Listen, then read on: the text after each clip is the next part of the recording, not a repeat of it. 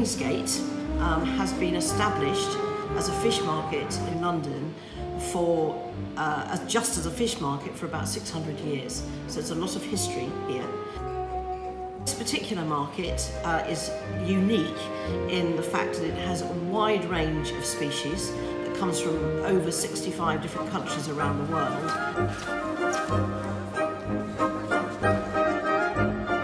There currently are about 50 businesses on the market, very competitive because they're all selling a similar product.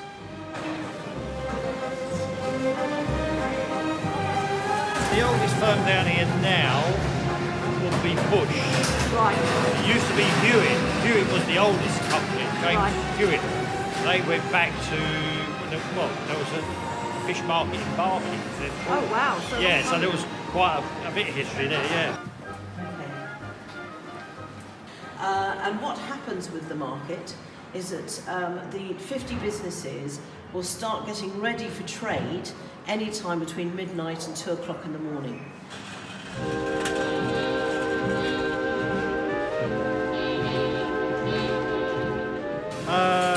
No, I don't go to bed till about the evening. Oh, So it's a short sleep, about 4 or 5 hours.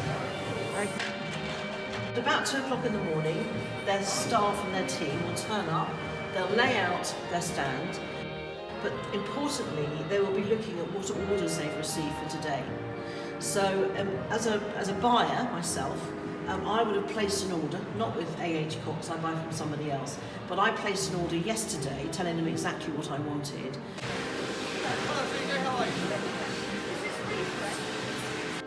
So they know before they start trading what they need to keep back for my order, and I've got quite a large fish order coming up today for me personally and for the school, and at 2 o'clock this morning they would have started collecting those species for me. New day arrivals, so product that's arrived on that day. Because the fish comes into the market, they don't necessarily sell everything, and therefore what they will do is the fish that they have bought, they'll pack on ice, and then what they'll do is they will put that away in the chiller, order more for tomorrow, but they'll bring out the product that they had there today. Throw in the bin. Throw in the bin? Oh! Not all, only when it's gone rotten. If it's no good, it goes in the bin, it gets condemned, it gets taken away. If it's not sold, it goes back in the fridge and comes out tomorrow and resell.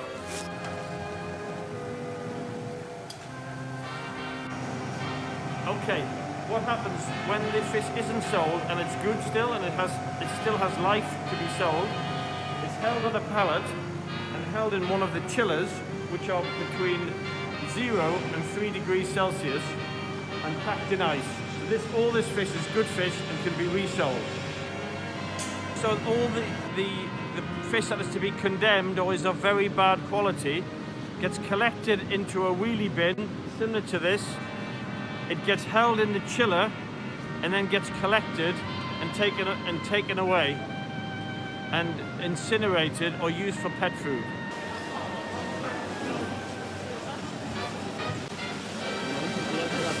I like buying from Mike from James Nash and Son because he knows the quality of product that I'm wanting, and he won't give me anything that he doesn't think that I'm interested in.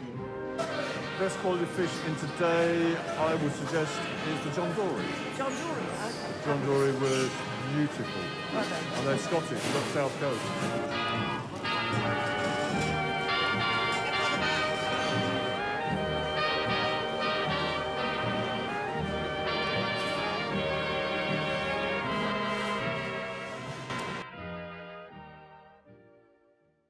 COVID-19 has had a devastating impact on the market.